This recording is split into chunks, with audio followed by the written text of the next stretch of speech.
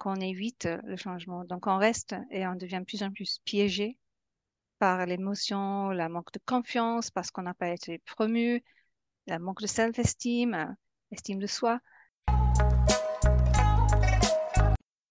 Et je suis de plus en plus obsédée par les détails parce qu'il y avait tellement de détails, tellement de dates limites. Ouais, bien Et sûr. donc, j'étais de plus en plus, je devenais le poste. Très, très intéressant. Se faire coacher en anglais pour soit rappeler des souvenirs, soit Mhm. entretenir son anglais. Qu'est-ce que tu aurais envie de transmettre comme message aux personnes qui nous écoutent et qui se disent, c'est peut-être le moment pour moi pour commencer la reconstruction? Bienvenue dans le podcast La clé de soi. C'est un rendez-vous pour les femmes qui se demandent comment reprendre les rênes de leur vie. Ici, on parle de tout ce qui bloque notre potentiel, ce qui limite notre audace, ce qui empêche notre épanouissement, mesdames. Je suis Julita, votre guide dans cette aventure de découverte de soi. Je suis coach en transformation personnelle. Alors, si vous sentez que vous vous êtes oublié dans votre quotidien, que vous vivez une vie sous pression qui ne vous correspond pas ou plus, rejoignez le programme La Clé, mon accompagnement qui vous aidera à ouvrir un nouveau chapitre dans votre vie. Pour cela, il vous suffit de programmer le rendez-vous téléphonique avec moi. Le lien est dans la description. Dans ce podcast, je vous réserve des rencontres passionnantes et des partages inspirants. Alors, abonnez-vous dès maintenant. Et si vous êtes prête pour l'épisode du jour, on peut commencer. Et aujourd'hui, je reçois Hélène Jennings. Bonjour Hélène. Bonjour, Julita. Ça me fait très plaisir de t'avoir ici. Tu es coach en récupération de burn-out. Oui, c'est Tu ça. nous expliqueras ton activité. On Mhm. parlera bien évidemment de l'épuisement professionnel. Surtout, ça peut être personnel. Souvent, c'est très lié. Et Mhm. puis, de moments où toi, tu aimes intervenir, c'est quand la personne se sent capable de reconstruire sa vie parce que tu nous diras, tu mets beaucoup d'accent sur le comment ne pas Mhm. retomber dans les Oui. travers et de ne pas partir sur un déséquilibre qui va nous mener tout droit vers un Mhm. deuxième, voire troisième épuisement. Est-ce que Ouais, ce programme te va bien? c'est parfait. Merci. Comment tu te sens ce matin? En énergie. Hélène, tu es expatriée comme moi. Nous sommes Mhm. toutes les deux venues vivre en France il y a une vingtaine d'années C'est vrai, oui. et c'est une force et un frein à la fois quand on veut avoir son activité et évoluer dans sa propre entreprise.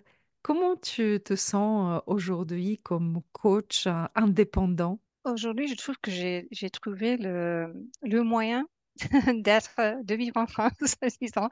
J'ai trouvé un peu l'objectif final, la destination, je pense, parce que la route était un peu bossue, on peut dire ça. Et il y a beaucoup de transformations pour pas mal d'expatriés. Oui. Et on le voit beaucoup souvent quand on est à l'étranger, même si on passe par ces transformations dans son propre pays. Donc, tout ça, ça forme les gens. Parfois, c'est pas facile de trouver le bon endroit avec les bonnes personnes. Donc, j'ai fini par me reconvertir encore une fois pour devenir coach de vie.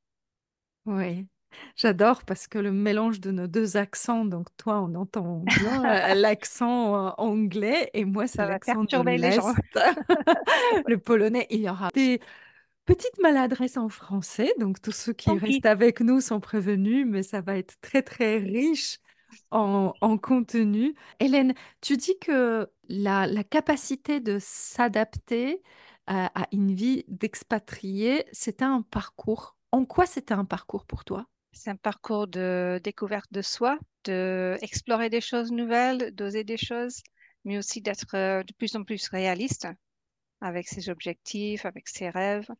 et finalement de trouver ce dont on a besoin pour aller Ouais, chercher ses cibles et pour devenir ce qu'on veut devenir. Et il faut beaucoup de détermination, il faut être combattant, ouais. et il faut vraiment avoir une recherche de sens et une vision de ce qu'on veut avoir. Tu es aujourd'hui coach en récupération de burn-out. Ça veut dire que cet épuisement professionnel fait partie de ta vie. Comment tu es arrivé à apprendre cette activité-là? Cette activité-là, c'était plutôt un détour de la logistique, un travail un peu logistique, à beaucoup de détails, beaucoup d'administration, vers plutôt l'humain. Et je me suis rendu compte que je n'allais plus avec le poste que j'avais choisi. C'était un peu retomber dans mes anciennes habitudes, les anciens postes ou profils que je faisais en Angleterre. Et je me suis rendu compte que même si c'était top, s'il y a beaucoup de privilèges avec ce poste, après 10 ans, c'était le cycle, c'était la même chose. Donc, c'était devenu un peu pas un burn-out, mais un brown-out. Ça veut dire on devient Ouais, marron. Donc, ça veut dire on est en perte de sens. On est soit ouais. ennuyé ou en perte de sens. Et c'était un peu, je me suis rendu compte que j'étais en pré-burnout. J'avais plein de symptômes qui me disaient, si tu n'agis pas maintenant, il y a quelque chose qui va arriver sur la porte qui n'est pas invité. Et Donc, tu donc, avais un poste administratif, c'est ça? oui, oui, Et c'est dans dans le ce public. poste-là que tu as rencontré l'ennui, la perte de sens, et que tu as frôlé le burn-out. Oui, parce qu'avec l'épuisement, le surcharge mental, le surcharge physique, je suis devenue un peu juste épuisée par cela. Et le sens que j'avais au début n'avait moins de sens. Donc, s'il y avait une chose qui était là au début, mais avec le temps, avec la répétition, avec Mm, l'anticipation de chaque fois, le même cycle qui arrivait, et sans changement, sans évolution, sauf ajouter encore plus de tâches, encore plus d'idées, ce qu'on mm, fait souvent quand on a quelqu'un avec un peu d'initiative, on prend plus de responsabilités sans enlever la ouais. responsabilité. Ça veut dire que ça, on entasse en fait plus en plus ce qu'on fait. Et donc, l'épanouissement naturel du poste, il était parti. Ouais. Donc, il fallait que J'aime j'agisse. bien ce que tu soulignes parce que c'est souvent le problème avec des personnes qui sont en crise d'identité sur leur poste de travail. Ils se sentent coupables d'être lassés de ce qu'ils font. Et toi, tu nous dis que c'est quasiment un cycle naturel et qu'on devrait l'accueillir, reconnaître et réagir. Oui, il faut reconnaître où on est, dans quelle saison on est. Et ce qu'on a voulu, ce qu'on a beaucoup aimé faire quand on avait 25 ans ou 30 ans, Mm. ça change. Ça change avec la saison de vie où on est en termes de famille aussi, les besoins de la famille, les engagements, Ouais, ce qu'on aspire à avoir pour ses enfants. Plus tard, quand ils sont partis, c'est plus le même. Donc, c'est bien de prendre du recul vraiment régulièrement, de se poser la question, où est-ce que je suis maintenant? Est-ce que j'ai toujours le même sens dans ce poste? Pourquoi je l'ai commencé? Pourquoi je le continue à faire? Et mm. c'est une fausse loyauté de se dire, ah, mais il faut que je continue jusqu'au bout, je ne peux pas abandonner. Ça vient de beaucoup d'injonctions de son enfance. Et c'est une fausse loyauté envers de qui? Je pense qu'on peut avoir une fausse loyauté entre plusieurs choses. Envers son entreprise, envers Mhm. son équipe, avec qui on a travaillé dur pour créer des choses, pour monter des choses, mais aussi avec soi-même. On se dit, j'ai décidé de faire quelque chose, j'ai pris une décision, il faut que je tienne jusqu'au bout. Mais parfois, on Ouais, ne se donne pas l'autorisation d'évoluer, de se dire, OK, mais et si je changeais quelque chose maintenant? Si je changeais complètement de cap? Et on a ouais, peur de ce changement parfois. C'est juste une peur de changement. Donc, on évite le changement. Donc, on reste et on devient de plus en plus piégé par l'émotion, la manque de confiance, parce qu'on n'a pas été promu, la manque de self-esteem, estime de soi. Et ensuite, on ne quitte pas la chose qui qui nous donne beaucoup de douleur. mm. Tu parles de la reconstruction après l'épuisement. Est-ce qu'il y a un moment où on se sent prêt de reconstruire, où il faut se forcer, même si on se dit, bon, Je me sens encore fatiguée, j'ai encore peur de retomber dans mes travers. Il faut quand même avancer. Oui, je sais qu'il y a un moment où on sait que on veut avancer, où on a traité des sujets qu'il faut traiter avec un psychologue, par exemple. Il y a une Mhm. période pour faire des choses, il faut laisser le temps de guérir, il faut se laisser le temps pour la régulation des émotions, la mentalité, les pensées et tout ce qui est vraiment un Donc, les peu... personnes qui se sentent pas prêtes Mhm. ne devraient pas forcer et aller forcément vers cette étape-là. Non, je crois pas. Il faut vraiment suivre le conseil d'un médecin qui est Mhm. spécialiste. Si on peut trouver un médecin spécialiste dans le burn-out, encore mieux. Et le psychologue qui vous donne le OK, le grand feu vert pour penser à... Et si on commence à avoir envie de changer quelque chose, c'est un bon signe.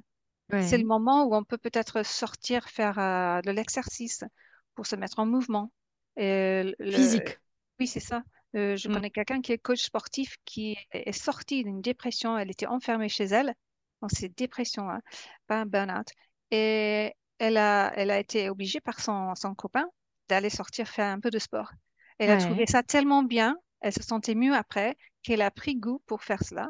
Et maintenant, elle est devenue coach sportif parce que ça l'a Ouais. aidé à sortir de ce piège où elle était et imaginer autre chose. Mais l'effet physique a aussi un effet de bien-être sur son corps et son émotion. En quoi les personnes qui se sentent prêtes à reconstruire leur vie ont besoin d'un coach? Moi, je dirais pour tenir le cap, pour ne pas abandonner, Mhm. pour retrouver confiance en soi et peut-être pour oser des choses.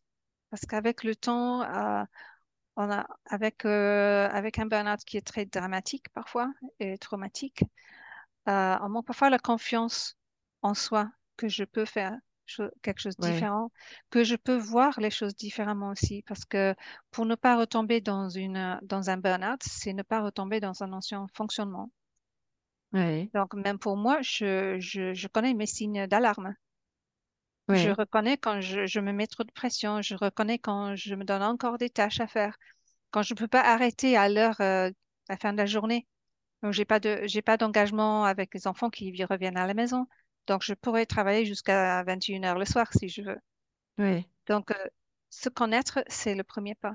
Donc, avant de imaginer retourner à son poste, est-ce que c'est le poste pour moi? Ou si je veux Mhm. revenir à mon poste, comment je le fais différemment? Et j'en ai parlé avec certaines personnes qui sont retournées, mais ils ont vraiment mis un cadre pour revenir au boulot. Ils ont, je reviens, mais avec ces conditions. Ouais. Et avec les conseils médecins et tout le reste, bien sûr, ils mettent en place un nouveau fonctionnement pour son poste, où ils ajustent les horaires pour commencer, où ils disent il faut que je fasse des réunions dans telle façon et pas dans l'ancienne façon.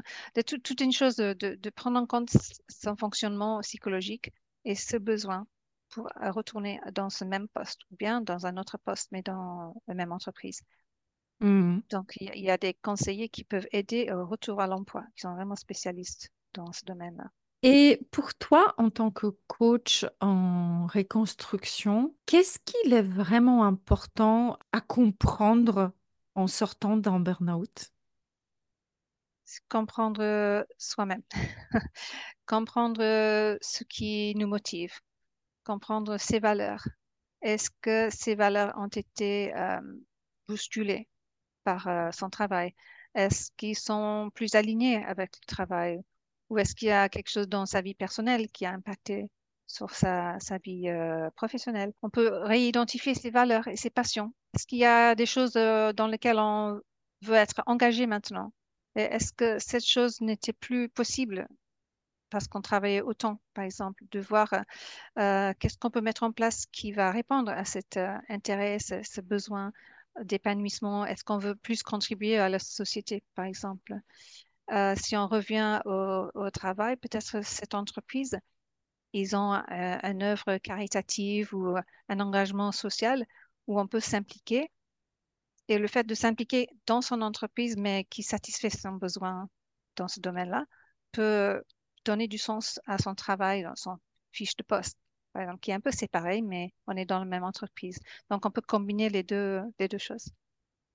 Comment tu travailles l'aspect de confiance en soi? C'est quelque chose qui prend un sacré coup après un burn-out parce que Hmm. ça veut dire que on se sent en échec quand on est dans cet épuisement. C'est parce qu'on a subi une grande pression, on se sent plus capable, donc on quitte le navire. Souvent, j'entends parler des personnes qui ont subi un burn-out, qu'au moment où elles abandonnent, qu'elles peuvent plus aller au travail, souvent c'est un jour bien défini, elles se sentent comme quelqu'un qui quitte le navire et qui Mhm. abandonne, et le retour sur le plan d'estime de soi, de confiance en soi est compliqué. Comment tu le travailles? Hmm. Je pense que couper du poste qui vous a épuisé, c'est important pour commencer, c'est l'arrêt de travail. Donc vraiment se séparer pour le moment afin de laisser le corps, ton corps se récupérer. Mais couper tous les ponts avec ses collègues, c'est peut-être pas une bonne idée parce que on, on reçoit l'impression que ce monde est toujours toxique. Mais en fait, c'est pas tout ce monde-là qui est toxique, mais certains éléments.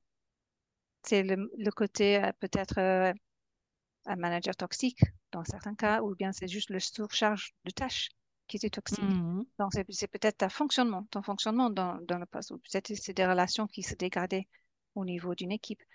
Donc couper totalement les ponts, peut-être oui, c'est nécessaire pour certains, mais pas pour tout le monde.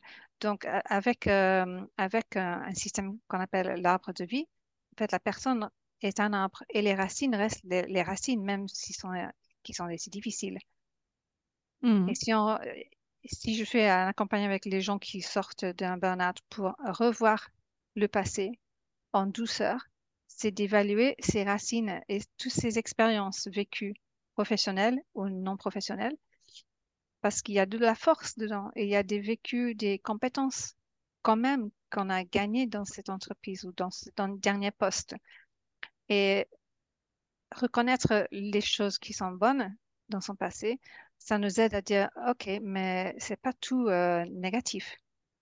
Et on Ouais, peut en tirer même de cette expérience de burn-out pour apprendre sur soi-même et pour avoir du positif pour l'avenir. Et il y a des gens qui disent même, c'était le meilleur cadeau de ma vie. Mais ouais, j'aurais du mal à dire ouais, ça. Mais en fait, souvent, c'est une prise de conscience, cette expérience. ouais, C'est un ouf. Donc, OK, je comprends, il faut pas agir comme ça maintenant. Et parfois, il faut cette expérience-là pour qu'on se dise, ah, je ne peux plus travailler comme ça, ou je ne veux plus travailler comme ça. ouais, Et souvent, les gens qui arrivent dans un burn-out, c'est très long. Ça peut être sur des années de fonctionnement. Et c'est si lent qu'on ne se rend pas compte que ça nous arrive. ouais, Et c'est comme il y a un déni des symptômes, un déni de nos besoins. On accumule de plus en plus de choses, on reste de plus en plus fort. C'est vraiment associé à certains types de personnalités. Et donc, on n'admet pas qu'on a besoin de rééquilibrer des choses ou de prendre du ouais, repos. Ça devient de plus en plus difficile de couper, de partir un week-end, par exemple. On se sent obligé d'accrocher à ses responsabilités.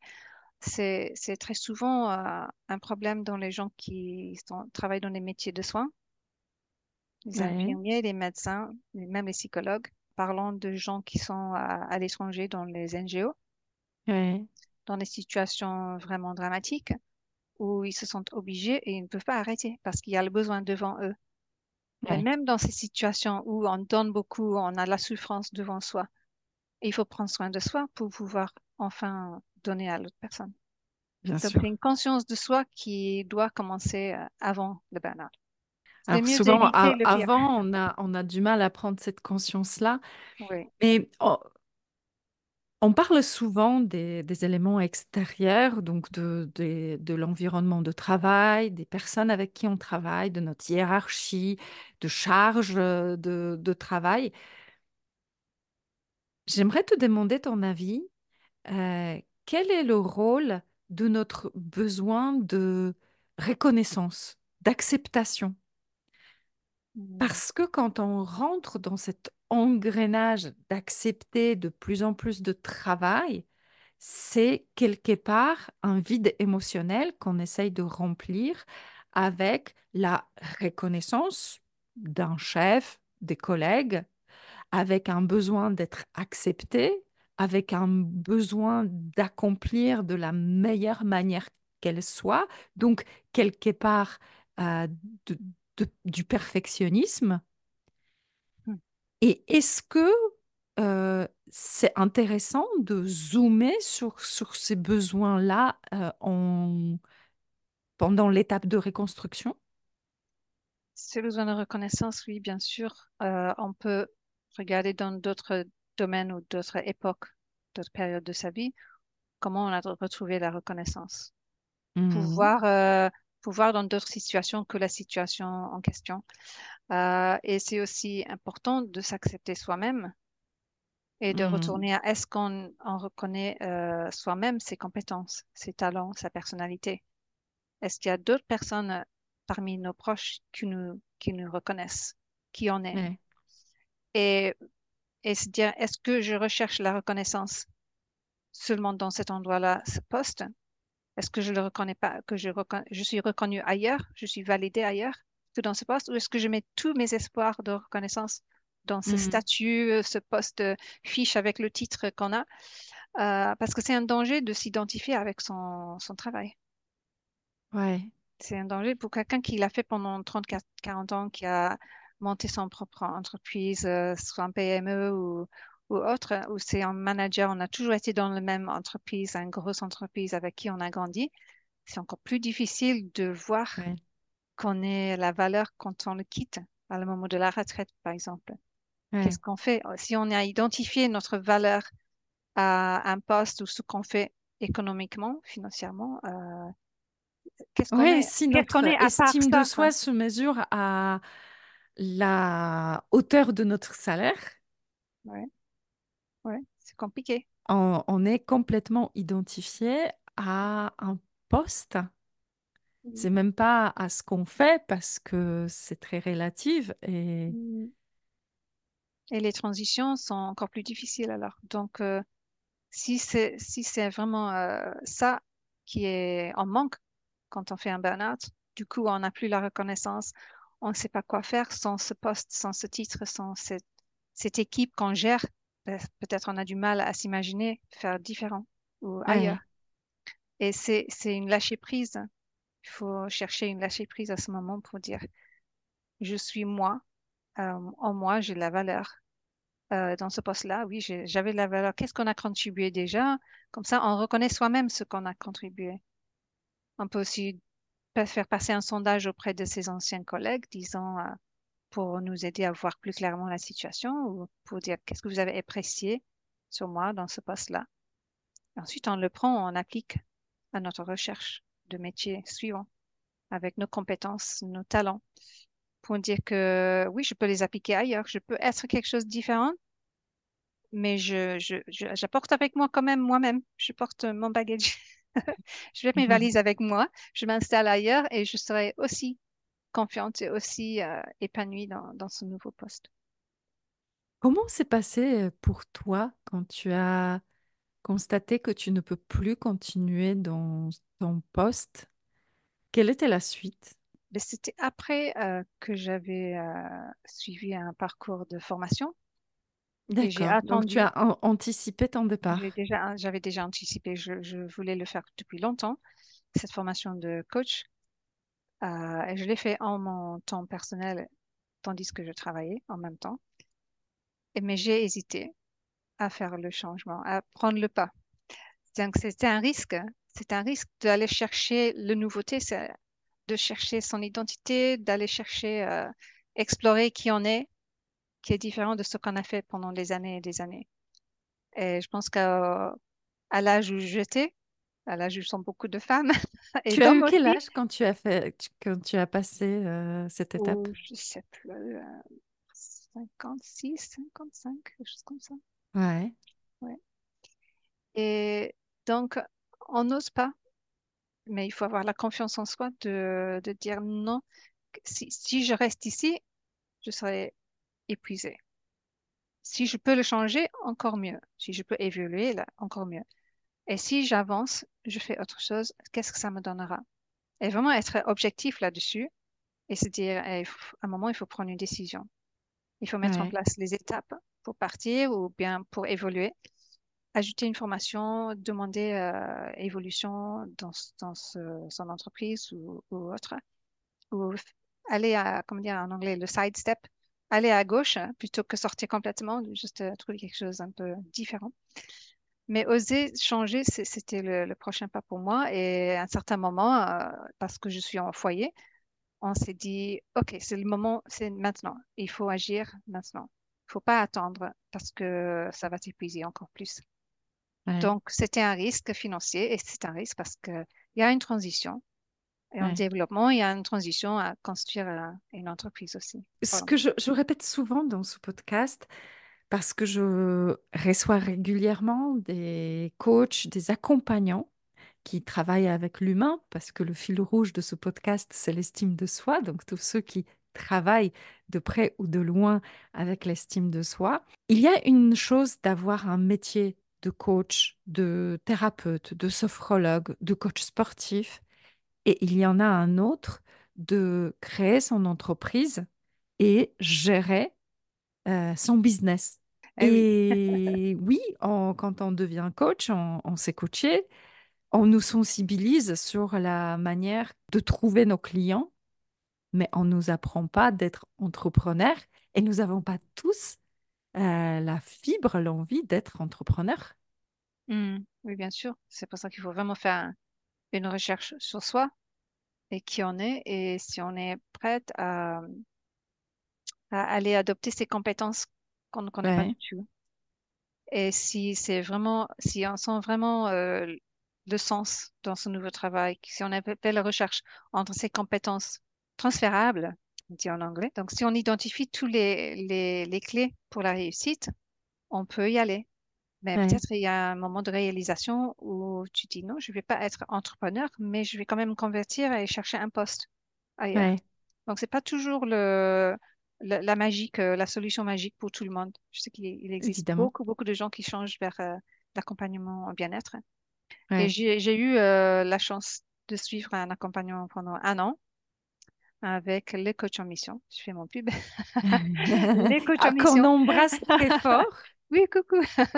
Et le temps d'un an, c'est ça qu'il me fallait, de vraiment poser des défis, de surmonter les défis, les blocages.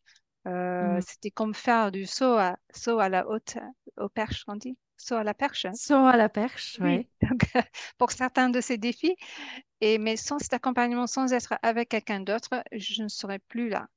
J'aurais dit Qu'est-ce non. qu'il était le plus difficile à surmonter? Je pense qu'il y a plusieurs facettes. Il y a le côté, la mentalité, penser comme un entrepreneur, voir les opportunités. Il y a le côté technique et compétences qui sont Mhm. importantes. Il y a aussi l'image de soi. Comment on se voit? Ouais, Est-ce qu'on est toujours cette personne qu'on était avant burn-out, avant ouais. ce changement? Est-ce qu'on est autre chose? Donc, c'est comme tu mets un manteau et de plus en plus, ça commence à prendre nos formes. Ou bien nous, on C'est prend des Manteau qui formes s'adapte en fait. et nous, on s'adapte à la mentalité d'entrepreneur, oui. Mais de plus en plus, je me suis rendu compte que je n'étais plus cette personne que j'étais. Ouais. Je ne pouvais pas. Je regardais de temps en temps parce qu'il y a des moments où on dit est-ce que j'ai fait le mauvais choix? On regarde les posts sur je sais pas où et on regarde les opportunités. C'est pareil à ce que je faisais avant. Ça vraiment tenté. Ah, le salaire serait super. Ah, je pourrais même le faire en temps plein, quoi. Et Ouais, on regarde et de plus en plus, on se dit non, je pourrais pas faire ça. Je ouais, ne pourrais pas m'imaginer faire ça. Et on sait pourquoi on ne peut pas le faire en plus. ouais. On sait clairement les dangers Mhm. qu'il y a de retourner dans son passé, de retourner dans son fonctionnement. C'est pas à dire que ce poste n'est pas bon, parce que c'est très attractif, Ouais. mais de plus en plus, on se rend compte de notre évolution. Donc, se permettre d'aller vers cette évolution, c'est le clé. Ça me parle beaucoup parce que ça m'évoque deux moments de ma vie. Quand tu parles de ça, le premier, c'est que quand j'ai pris la décision de m'installer à mon compte. Et donc, je me suis certifiée en tant que coach et j'étais encore en poste salarial. Et puis, je me suis dit, bon, je vais quand même voir ce qui se passe ailleurs. Donc, je suis allée sur Indeed, le site de recherche d'emploi, pour regarder ce qu'il y a de quel poste serait possible. Et je me souviens très bien, j'ai ouvert cette application, j'ai commencé à lire le premier, la première, la deuxième annonce, et j'ai ressenti, mais réellement, des nausées. Ah, En me projetant vers cette voie-là, mon corps, il criait au secours. hmm. Et ce jour-là, j'ai désinstallé l'appli et j'ai Oui, dit, OK, sage. cette fois-ci, la décision, elle est là. Oui. Et le deuxième moment, j'étais déjà installée. Ça faisait, je crois, 1 an que je développais mon business. Il y avait des hauts et des bas, beaucoup de bas avec très peu de hauts. Hmm. Et dans une des rencontres, il y a une personne qui m'a proposé un poste très attractif, un poste de directrice avec un bon salaire, avec beaucoup de liberté, sauf la liberté de faire ce que je veux faire. C'était fais ce que je te demande de faire. Un deal normal dans un emploi. Et je me souviens, j'en parle à mon mari qui me dit qu'est-ce que t'en penses? Et je me mets à pleurer. Je pleure très rarement. Mhm. Je me souviens, il m'a regardé un peu ébahi. Il n'a rien dit, le pauvre. Et c'est encore une fois, je lui ai dit, je peux pas. Je ne peux pas abandonner ce que je suis en train de construire parce que c'est dans mes tripes, parce que je sais Mhm. où je vais, je sais où je veux arriver.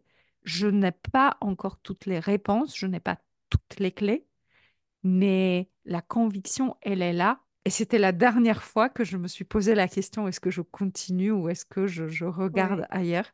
Parce oui. que c'est cette conviction qu'on a jusqu'au bout des ongles, jusqu'à notre ADN.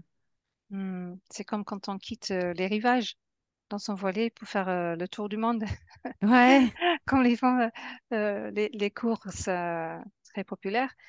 C'est quand on quitte tout ce qu'on connaît et il faut savoir les compétences pour conduire un bateau. Donc, ouais. il faut Et les avoir même très si elles vite. nous garantissent pas qu'il n'y aura pas de problème, Oui, elles nous donnent cette confiance dans nos capacités de traverser les orages. oui, oui. Et il y en aura. Et il y Mais en aura. c'est la satisfaction, c'est d'aller vers le sens, d'aller vers une conviction qu'on doit faire quelque chose, d'aller vers ce sens que je contribue peut-être pour les gens et Hmm, d'aller dans le sens que je vais construire quelque chose de nouveau. Et tant pis si je commence au zéro, parce que je suis en construction, parce que c'est comme ça qu'on le fait, et se donner le temps en même temps de récupérer de toute cette fatigue et c'est peut-être fonctionnement de stress et les effets sur sa cognition, par exemple, et se donner le temps de défaire ça tout en marchant en avant, tout en posant les bonnes. C'est comme construire, on met des briques sur un mur, mais on ne peut pas construire le mur de Chine dans 4 ans. Donc, ouais, ils avaient vraiment une vision, une direction, et ils ont construit, ils ont laissé pour les autres à finir. ouais. Et lâcher prise, c'est lâcher prise de ce contrôle. Et moi, je suis assez perfectionniste dans mon mentalité. Je suis très indépendante depuis mon enfance. Et être fort et vouloir tout faire tout de suite et toute seule, c'est pas la sagesse de, ça n'a pas la meilleure sagesse, quoi. Donc, lâcher prise, c'est de se faire accompagner. Et je vais même chercher quelque chose parce que ça vient beaucoup de son éducation, la façon de chercher du sens, la façon de travailler et s'épuiser aussi. Et j'ai trouvé un petit sagesse, un mot de sagesse africain. Si tu veux aller vite, marche seul. Mais si tu veux aller loin, marchons ensemble. Hmm, Donc, au lieu de se sentir qu'on doit être tout fort, toute seule, c'est se dire je vais m'entourer sur ce chemin maintenant, je vais m'entourer avec les bonnes personnes. Et ne pas juste abandonner parce que c'est dur, mais est-ce qu'on a vraiment choisi les bonnes personnes? avec Ouais. qui on veut prendre ce voilier. Est-ce que j'ai la navigation en place, par exemple? Qu'est-ce que tu aurais envie de transmettre comme message aux personnes qui nous écoutent et qui se disent, c'est peut-être le moment pour moi pour commencer la reconstruction? C'est de s'aimer, d'accepter ce qu'on est et ce qu'on a traversé, tout simplement de ne pas se culpabiliser, ne pas se dire c'est fini pour moi, parce que c'est juste une autre porte, c'est une autre étape de notre vie. On a pu passer par d'autres choses qui étaient bousculantes aussi, si on se rend compte, si on regarde en arrière. Et on l'a traversé, on a réussi à se transformer. Donc, c'est accepter et s'aimer et prendre soin de soi dans une bulle si nécessaire pendant un moment.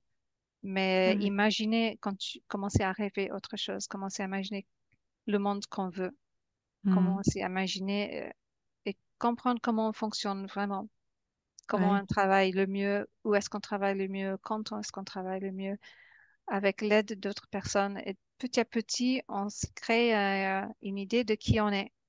Et avec Mhm. ça, on est équipé pour dire, OK, mais je peux attaquer à ce projet-là, mais peut-être pas l'autre. C'est pas pour pour le moment.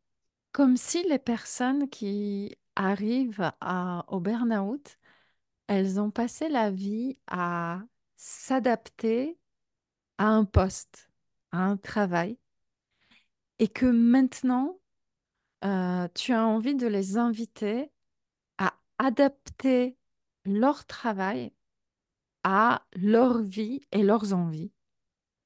C'est exactement ça. C'est en fait, c'est ce que je me suis dit. Le poste commençait à me former comme on Ouais, forme un morceau un portier.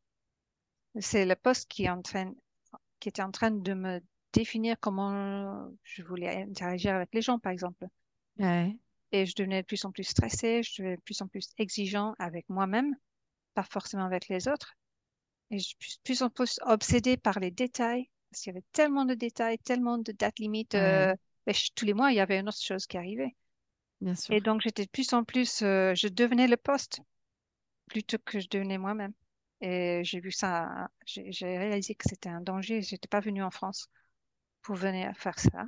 Donc, Hmm. et c'est pas ce que je voulais faire jusqu'à ma retraite. Donc, j'ai décidé, mais qu'est-ce que je veux faire alors? J'ai Ouais, décidé, oui, je veux un poste que je peux adapter à moi. Et donc, je choisis le coaching parce que je reconnaissais de plus en plus les caractéristiques naturelles, conseiller les gens, accompagner les personnes. Et avec la professionnalisation de tout cela, j'ai trouvé ouais. mon équilibre, en fait, entre travail, service et donner satisfaction à moi-même. Comment on peut travailler avec toi aujourd'hui? En me contactant. En te contactant, tu travailles Oui, à distance? oui, c'est ça qui est bien parce que j'ai décidé d'adapter ça à ma façon de vivre, mon style de vie. Et avec mon mari, on est totalement mobile. Donc, je peux faire des choses localement, comme des ateliers, mais mes Localement, ça accompagnements, veut dire où? géographiquement, j'habite pas loin de Montpellier, Très bien. mais j'ai des contacts maintenant à Berlin, quelqu'un à Cambodge, et je travaille même avec des gens de Montpellier, mais en ligne. Et parfois, En je vais ligne. les voir. Parfois, je vais les voir. Et c'est génial de les voir en personne. J'ai trouvé, j'étais vraiment un peu, pas cynique, mais douteuse d'abord. Sceptique. Sceptique, oui, sur la valeur de voir les gens en ligne et la valeur Ouais. de faire les choses au téléphone.